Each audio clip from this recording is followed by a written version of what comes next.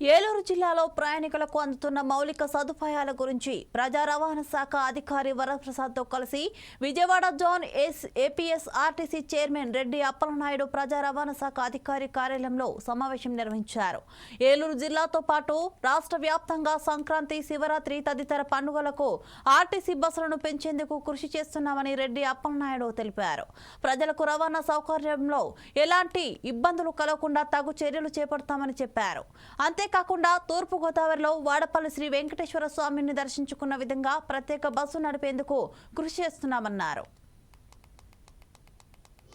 ఈ రోజున చాలా, ఎందుకంటే అతి తక్కువ ఛార్జెస్తో వెళ్ళేటువంటిది రవాణా వ్యవస్థ ఏదైనా ఉందంటే అది ఆర్టీసీ వ్యవస్థ.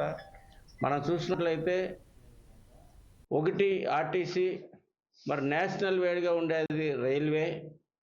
ఈ రెండు వ్యవస్థలు కూడా సాధారణ పౌరులని సురక్షంగా వారి యొక్క గమ్యానికి రక్షణతో కూడినటువంటి జర్నీని అందించేటువంటి విషయాలు తీసుకొస్తూ ఉన్నాయి. మరి ఏలూరు డిపో నుంచి తిరుపతి బస్సు కూడా, మన పెద్ద తిరుపతి బస్సు ఉంది. అది కొద్దిగా ఎక్కువ మందికి ఇంకా పబ్లిక్ తెలియనట్లు ఉంది. ఇక్కడ ఈ రెండు సర్వీసెస్ నుంచి ఇక్కడ నుంచి వెళ్తే అక్కడ దర్శనం టికెట్ కూడా ఇక్కడ బుక్ చేసుకోవడానికి అవకాశం ఉంది. మరి రాబోయే రోజుల్లో ఒక ఏసీ స్లీపర్ కూడా వేయాలన్నటువంటి ఆలోచన ఇక్కడ నుంచి హైదరాబాదు ఎయిర్పోర్ట్ కూడా వెళ్ళే విధంగా, ఎయిర్పోర్ట్కి వాళ్ళ ఎజిరి, అదేవిధంగా హైదరాబాద్ స్లీపర్ ఏసీ పెట్టాలని నేను కూడా నిన్న చెప్పాను ప్రపోజల్స్. అట్లాగే ఇంకా మరి చింతలపూడి నుంచి కూడా, నూజివీడ్ నుంచి కూడా తిరుపతికి సర్వీసెస్ నడపడానికి కూడా అక్కడ దీనిగా ఉంది.